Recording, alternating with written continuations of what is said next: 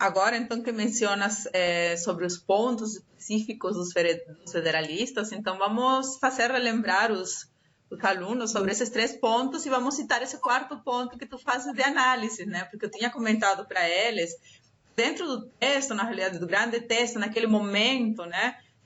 Eles estavam direcionados para 3 pontos específicos, né? A ideia do federalismo em contraposição ao confederalismo, né? Que é justamente para ter um governo central, um governo que possa fiscalizar, um governo que possa unir todas as confederações de uma forma política mesmo, porque estavam precisando de união, né? A outra questão era sobre essa ideia da divisão dos poderes, né? E a constituição mista do governo, justamente para não permitir com que haja abusos ou que possa se formar um governo despótico ou um governo tirano, como tu estás mencionando agora, né? E o último ponto, então, era a questão da república como uma forma de governo. E aí eles mencionam a ideia das facções, que são esse ponto depois a gente vai tratar para eles em um outro bloco. Então, menciona justamente, né, que além desses 3 pontos principais, ou seja, a ideia básica, esses 3 pontos principais seria pensando justamente na ideia de que haja uma liberdade e que se evite a tirania. Quais são tuas reflexões em torno disso? Sim, os federalistas eles tinham uma grande preocupação de que não houvesse a tirania da maioria.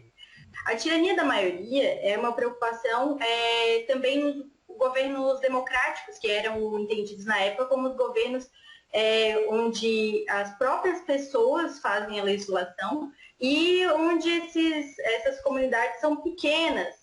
E isso facilita para eles que poucas pessoas consigam dominar a maioria, formar uma opinião majoritária que vá, então,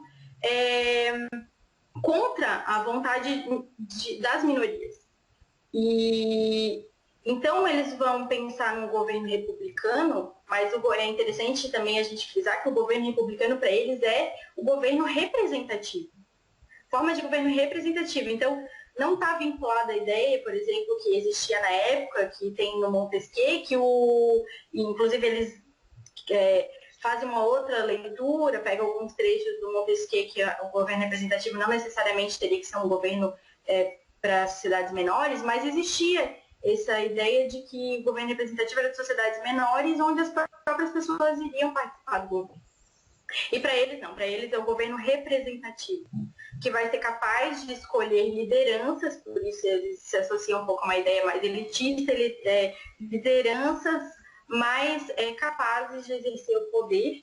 E essas lideranças elas vão ser estabelecidas num sistema de governo onde vai existir a separação dos poderes, porque para eles também é problemático que exista um poder soberano, que, por exemplo, só o poder legislativo seja capaz de estabelecer as regras e que não tenha nenhum outro poder capaz de fazer a fiscalização e de fazer os controles e contrapesos ali necessários para que esse poder não seja capaz, por exemplo, de estabelecer regras que vão ser contra ao interesse também de minorias. Uhum. Por isso eles acreditam que precisa ser um governo que precisa ter um poder executivo, que também vai fiscalizar o executivo, e ele também vai ter poderes legislativos, por exemplo, o poder de veto é um poder extremamente importante do poder executivo, ou seja, ele impede que determinadas leis entrem em vigor se elas forem contrárias à Constituição, por exemplo, ou ao interesse do bem comum, o legislativo, que também vai fiscalizar o executivo, e muito importante, aí entra o ponto do poder judiciário, que é uma grande inovação dos federalistas, porque eles colocam o poder judiciário como um dos poderes da República.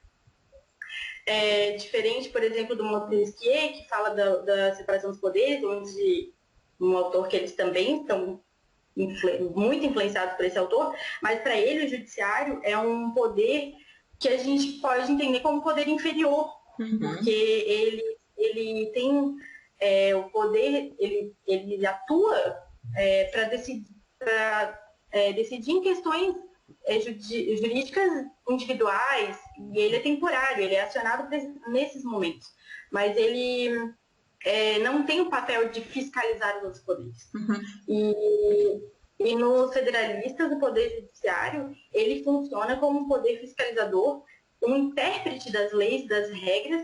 Então, se algum poder estiver agindo de forma contrária às regras ou estiver agindo de forma inconstitucional, esse poder judiciário ele vai ser acionado.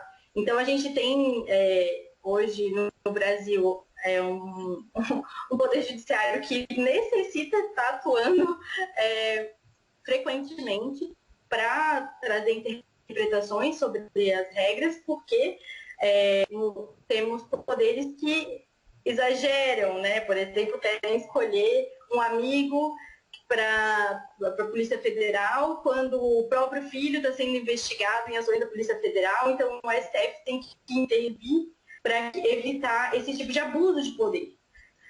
Né? Então, isso é uma inovação dos federalistas. Isso é muito interessante.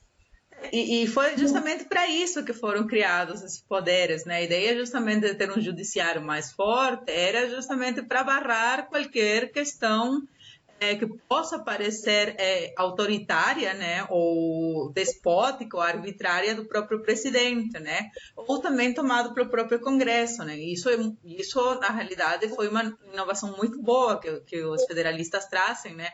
E quando se começa a escrever justamente a Constituição dos Estados Unidos, né? Eles têm justamente no artigo 3, eu acho que é da Constituição, né, que eles especificam justamente qual o objetivo e quais são as ações que o Poder Judiciário vai ter, né? E colocam a sua Corte Suprema para eles e para nosso STF, né? Uma forma justamente de poder, então, banir ações que possam ser prejudiciais ao bem comum, né? A nossa sociedade, comum, né? E também muito importante, por isso a gente falou da tirania da maioria, também que consiga preservar o direito das minorias. E isso também a gente pode ver no Brasil isso acontecer, por exemplo, quando o STF agiu possibilitando o casamento gay. Uhum. O casamento entre pessoas do mesmo sexo. Por quê? Uhum. Porque isso é um direito de uma minoria. E se dependesse do legislativo ou da opinião hegemônica da maioria da população brasileira, a gente não teria isso. Sim. Então, o Poder Judiciário tem um papel muito importante para preservar os direitos de minorias. E a gente, continuando nessa tirania da maioria, sei lá, para dar mais alguns exemplos no Brasil, a gente pode pensar também nas iniciativas do nosso atual governo de retirar dívidas das igrejas evangélicas. Isso é uma tirania da maioria, porque isso é um poder estabelecido que consegue uma certa hegemonia de pensamento e quer estabelecer isso em detrimento das outras visões de mundo e dos outros grupos que existem na nossa sociedade, né? Sim.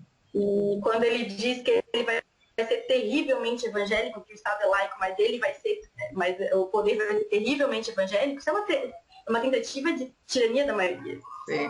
Né? Então, os federalistas são muito interessantes para a gente pensar a atualidade também.